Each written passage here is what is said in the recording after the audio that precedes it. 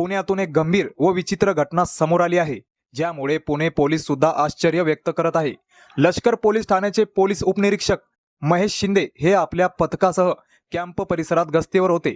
दरम्यान त्यांना एका नामांकित खासगी क्लिनिकच्या बाहेर एक महिला PSI उभी असलेली दिसली। उपनिरीक्षक महेश शिंदे यांनी कधीही पुणे पोलीस डिपार्टमेंटमध्ये हा चेहरा कार्यरत असताना पाहिला नव्हता। विशेष म्हणजे PSI महिलेच्या खांद्यावर पोलीस उपनिरीक्षक दर्जाचे स्टार्स होते। उपनिरीक्षक शिंदे विचार करत राहिले, पण त्यांना समाधान होत नव्हतं। कुठेतरी गडबड आहे। PSI महिलेच्या हालचाली आणि वावर संशयास्पद वाटल्याने PSI महेश शिंदे यांना संशय आलाच। तर PSI शिंदे यांनी महिला पोलीस कर्मचाऱ्यांच्या मदतीने त्या महिलेची चौकशी करण्यास ठरवले। सुरुवातीला त्या लेडी PSI महिलेची फ्रेंडली व पोलिसांच्या पद्धतीने चौकशी करण्यात आली। तुम्ही कोणत्या पोलीस ठाण्यात कार्यरत आहात? तुमचं ओळखपत्र दाखवा, असे प्रश्न विचारताच संबंधित महिलेची बोलती बंद झाली। तिचा हावभाव बदलला आणि ती बोलताना अडकली।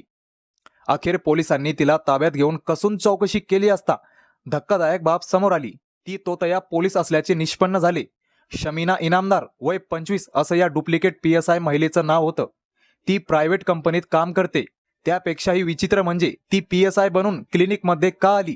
तर समोर आलेल्या माहितीनुसार आरोपी शमीना हिला कॅम्प परिसरातील एका नामांकित क्लिनिकमध्ये उपचारासाठी डॉक्टरांची वेळ हवी होती।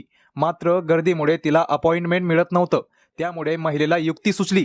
तिने थेट पोलिसांचा गणवेश परिधान केला, क्लिनिकमध्ये पोहोचली आणि क्लिनिकमधील रिसेप्शनिस्ट तसेच इतर लोकांवर आपण पोलीस अधिकारी असल्याचा दबाव टाकून लवकर अपॉइंटमेंट मिळवण्याचा प्रयत्न केला।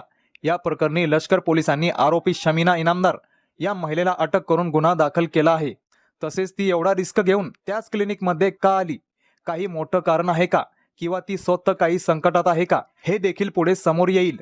तिने यापूर्वी अशा प्रकारे कोणाची फसवणूक केली आहे का, याचा तपास पोलीस करत आहेत। या विचित्र घटनेबद्दल तुमचं मत काय? कमेंट करून नक्की सांगा। आपल्या मराठी चॅनलवर पहिल्यांदा व्हिजिट केलं असेल तर सबस्क्राईब नक्कीच करा।